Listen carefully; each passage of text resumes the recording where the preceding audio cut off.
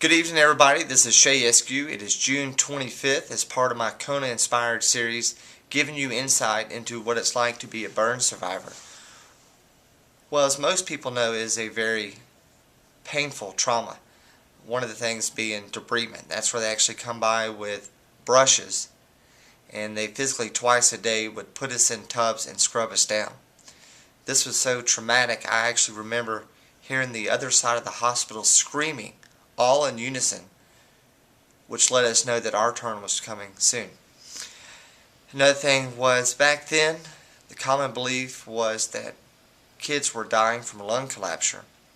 So they figured if we were screaming, that meant our lungs were healthy. So the strongest thing we were given for pain was extra strength Tylenol. We never received morphine, any kind of codine products, just extra strength Tylenol. My ear, as I mentioned once before, gangrene set in. So what the doctors would do is come by every few days, might have even been a week, and literally with a pair of scissors would snip part of my ear, the corner of it off, till it started bleeding. That's when he said they had healthy tissue.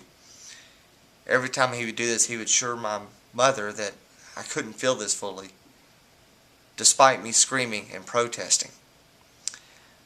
Another thing that was pretty traumatic was they took skin off the top of my legs, but when they did, they dug the skin out too deep, and so in order for it to heal, I literally would have to lay in the hospital bed for a week straight with cooking lamps over me. You couldn't do anything. You ate, you went to the restroom, you name it. You laid there for a week straight with nothing but cooking lamps over the top of your thighs. And part of the skin grafts involved putting staples to secure the skin.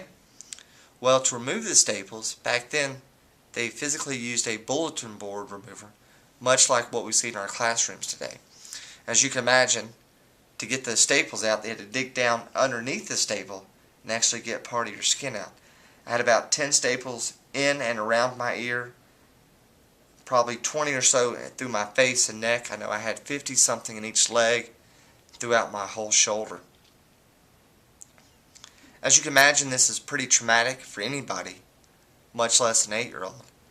But looking back at it 30 years, I think this is what is attributed to my high threshold for pain and what has really allowed me to do well in sports that require that, i.e. Ironmans.